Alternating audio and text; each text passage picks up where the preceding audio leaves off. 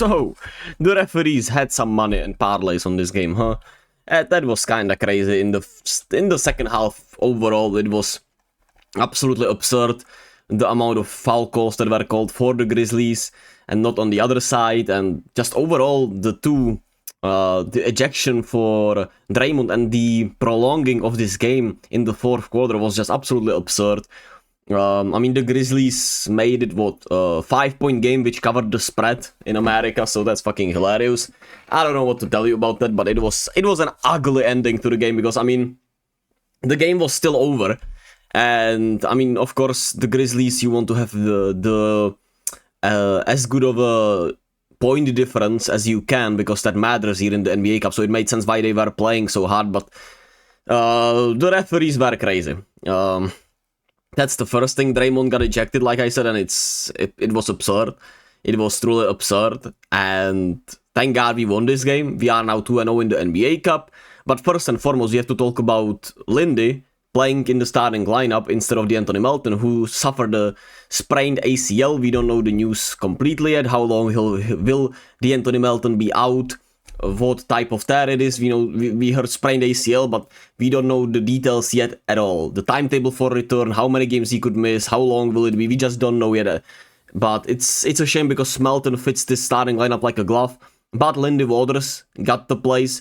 He was out the rotation, but we knew he is very serviceable starter even, and it does not disrupt the bench unit to insert him into the starting lineup and change roles. For example, if Buddy Hield started, right, or if Podziemski started, he'll probably have to now, because Lindy Waters in this game hyperextended his knee. He made a mistake. He wanted to make up for it, so he went as hard as he could defensively, and he landed very badly, as you can. I don't think I'm gonna actually show the clip. I'm gonna show the clip, but I'm not gonna show it slowed down and shit. But he landed very badly and hyperextended his knee. I'm pretty sure there are no reports how long he'll be out. Let me see. Lindy Waters. Are there actually any news about him? No. It was just that he was ruled out for this game, but we don't know. We just don't know how long will that be. So maybe Podziemski will be in the starting lineup on Monday when we play in the Intuit Dome against the Clippers, but we'll have to wait and see for that. Anyway, it was an ugly game. It was a trap game against the Memphis team without Ja Morant. Desmond Bane was just getting back, but he did not even start. And we know that the Grizzlies are scrappy. They are an annoying team that has a lot of length, youth, and I would say floppers, but they just have a lot of dogs in that team in some shape and form. And yeah, the size bothered us. They were face guarding Steph from the start. They were making sure that Steph couldn't get many open shots, which led to Steph playing off the ball and pretty much handing out others open shots, which worked for us very well. But it was an ugly game in this term, because there were there was a lot of physicality on both ends of the floor, and it felt like there was some chippiness still also between these teams, and yeah, it wasn't pretty. It wasn't pretty at all. But we made sure to keep them at bay offensively. Besides Jaren Jackson in the paint, they had pretty much nothing going on until that late spree, which happened obviously when the game was pretty much over, in terms of them actually having a chance to win the game.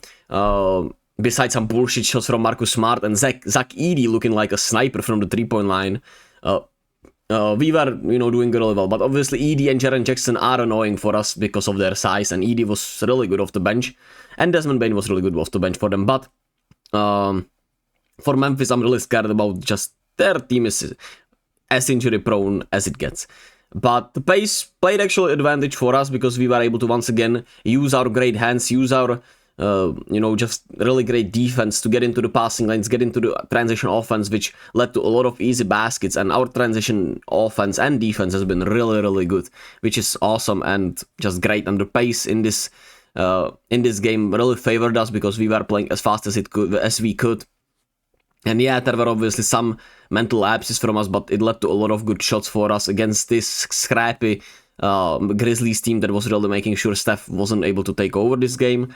And it was a really physical game, like I said. Steph was still able to get some of his offense going, but he was happy with taking just 9 shots, 13 points, and making sure we win the game, which we did thanks to him also, because his gravity was there, right? He was making the right plays, he was playing really well defensively, and that's huge. Pods also had probably one of his best games of the year. Rebounding wise, he was huge, obviously, against this huge Grizzlies team. He also finally shot the ball more confidently, even though he was 1 of 4, and he took some bad shots in the 4th quarter, which were like head scratchers. He played one of his better games, and we'll need this energy from Podziemski now on, especially if even Lindy Waters is out, because that will probably mean he gets into the starting line. Maybe Moody, because Moody actually played really well against this Grizzlies team. He was all over the place. The rebounds were there.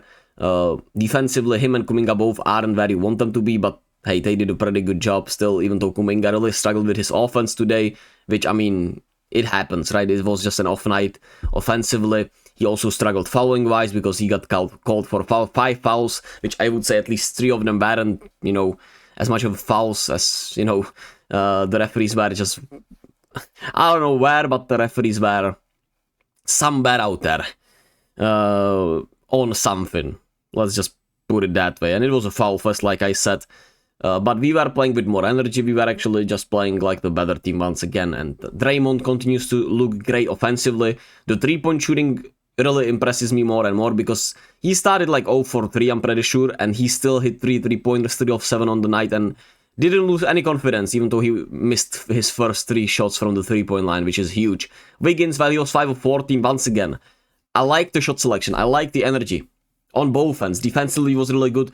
And he keeps trying offensively. He doesn't have it yet, but I think he'll get there.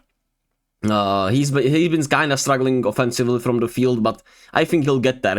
You can see the Wiggins, you can see Wiggins just playing with a different mindset, different energy, and he takes shots that he wouldn't take over the last couple of years. He plays with a lot more, with a bigger motor, as I would say.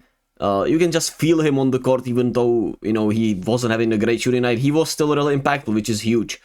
And that's what we need from him. Buddy Hield off the bench continues to snipe. He was really solid, besides the turnovers, which he has some issues with that. But and the miscommunications on the layups, that was just a funny moment right where he was started to run to the corner and he had a wide open layup. Then the next time he had a wide open layup, he made sure to run for the wide open layup, and GP2 overthrew the pass to him, which was hilarious. And there's that. Kyle Anderson also had a really good night, and I'm 2 of 4 3 from the 3-point line. I really like Kyle Anderson shooting that 3 ball. He seems as confident as it gets in it, which is huge for us. And we shot 19 of 46 from the 3-point line. 46 attempts from the 3-point line seems like a good number for us, and a lot of them were just great shots. So that's awesome. That's really awesome. That's huge. And yeah, I mean, really good performance. It was an ugly game, like I said, thanks to the physicality of both defenses and also the foul fest in the second half. But we get another win, 2-0 in the Warriors Cup. I mean, in the Warriors Cup, in the Cup, which means that's just really good for our obviously chances to qualify for Vegas. Even though who knows if we really want that to happen, right? Do we really want to win this cup? Isn't it too much of a distraction? We'll see how it looks. The Lakers won it last year and their season went to shit. So I don't know if I really want that cup, but we're playing at New Orleans, which they won in Denver actually because Jokic wasn't playing, and then we played at Denver, which are the last 2 remaining games here. But if we win against the Pelicans in New Orleans, which Pelicans are really hurt, and we beat them twice already, even when Zion was still playing, and they have even more injuries now. So it's gonna be a trap game. It's gonna be a dogfight. But I like our chances to qualify from this group, right?